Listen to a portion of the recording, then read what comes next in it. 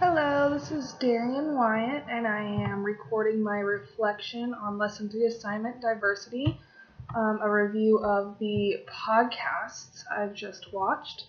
For the first question, it asks me to briefly introduce the topics of the podcast, being specific and identifying the perspectives of each podcast. I'd have to say that part one of the podcasts was more of a resistance of integration.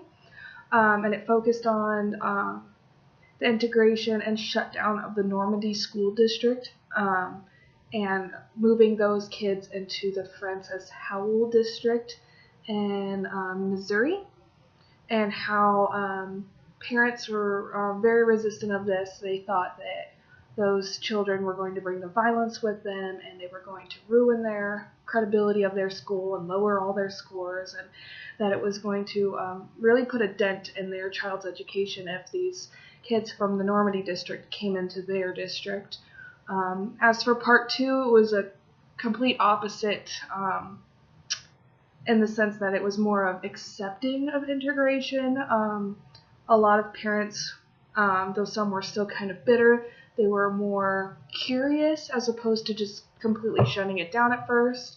It also shared stories of kids who were extremely curious and pro-integration, were ready to meet new people and dive deep into diversity and get those experiences, and some laws that passed in order to help integration. So yeah, those are about the topics about the two podcasts. The second question asked me to discuss some thoughts I experienced while listening. While listening to the first podcast, some thoughts that I just couldn't get out of my mind was how sad. I had that thought a lot while listening to the recordings of the parents at the school board meeting when they found out that the Normandy school district kids were going to be coming over to their district. And we're talking about how they would leave, or they demanded what were the metal detectors by the doors and police officers and drug sniffing dogs, and then kept saying how it wasn't a race issue. And I just kept thinking how sad that was, that something that I personally thought was, taken care of back in Martin Luther King Jr. days is still happening. This was 2013, 2014, recent stuff. And I just couldn't stop thinking about how sad it was, and especially from the perspective of the little girl and her mom, whose story we followed for a majority of podcast one, of how they just felt so unwanted and uncared for, and it really really saddened me. So that was a lot of the thoughts that I was experiencing while listening to the first podcast. As for the second podcast, I would have to say that just a lot of quotes struck me. The first one being that public reckoning is a step in integration. So it's more like everybody has this idea that everybody wants integration, but it all depends on the community, and you have to get that public acceptance in order to even consider integration, I guess. And that really stuck with me. Also, that John Britton's lawsuit passed in 1996, but wasn't even active for families to pick schools and opting into integration until 14 years later. I just didn't understand why that wouldn't have been something right away. And that just kind of also falls back on the public reckoning and is the first step of integration, because a lot of those people were kind of pushing against integration, and took 14 years for a law that had already been passed to be put into action because of it. And another thing that struck me in the second podcast was how they were marketing these Hartford host magnet schools like they were sodas. They were on the news, they were on pamphlets, they were on radio commercials.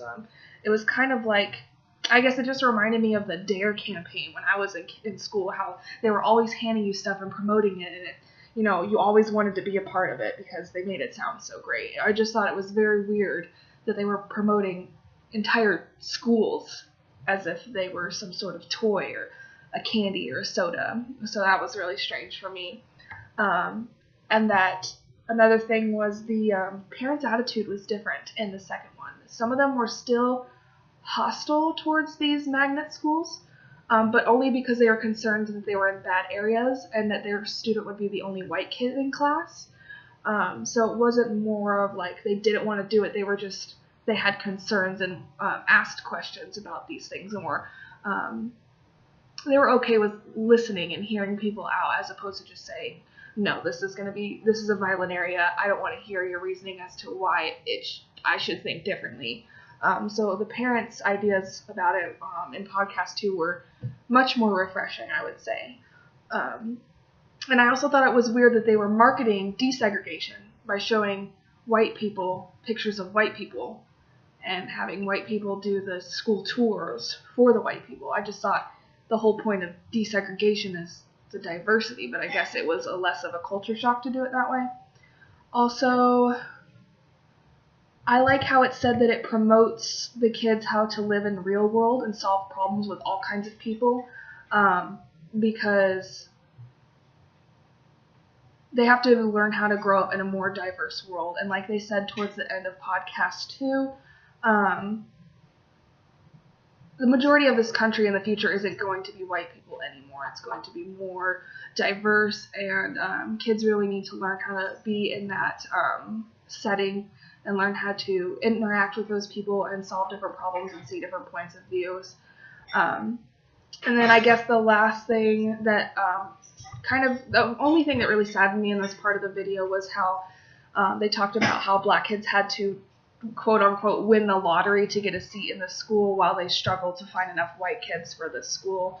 And it just kind of showed how important desegregation was, how important it was to the black kids, and I guess how unimportant it was to the white kids. Just to see that variation was really shocking.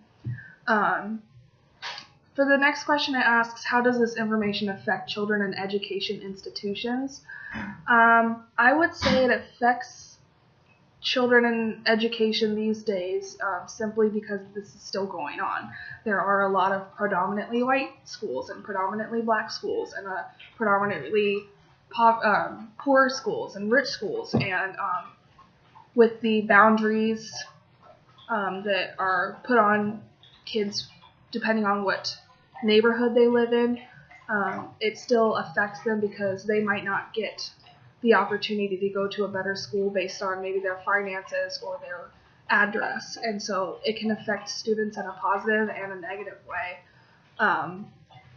for both sides of the podcast. I mean, a student who's in a predominantly poor and black community, who only has poor and predominantly black schools around his or her home, is most likely going to suffer from a bad education that those schools provide, as opposed to a predominantly white and rich community going to predominantly white and rich schools getting better educations. And like I said, that's still going on. So I would say that's the biggest way that it affects children in education institutions.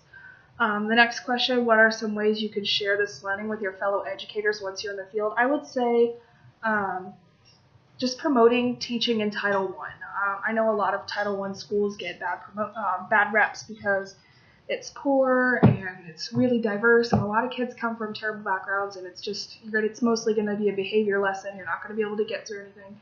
And all of my internships and my student teaching experiences have been in Title I, and it's exactly the opposite of that. Yes, you do have your behavioral issues, and you have your very troubling backstories to certain kids, but I mean overall it's a great experience, and the kids really value education. And so the ways that I could share this learning would be to just share my experience with Title I, and to talk about how these kids can and will perform well if you put them at those expectations and provide them with the tools that they need to be successful, like they talked about in the first podcast. The last question asks, how is this topic, again considering both perspectives, beyond the traditional aspect of education? I think it's beyond the traditional aspect of education, simply because people are looking more at desegregating of schools. as opposed to not doing anything about it, though it's still going on. There's a lot of state education board members that are working towards, like we met a couple of, I guess I forget what they're called, chairman or something along those lines, and presidents of different districts, things like that. They are working hard to work towards a more positive goal for their schools. How the one guy talks about how it's never been done, but that isn't going to keep him from reaching from that goal. So I think it's beyond traditional aspects because it's more known. People are willing to do something about it, and people are trying to do something about it. So that concludes my reflection on these two podcasts. And yeah, thank you.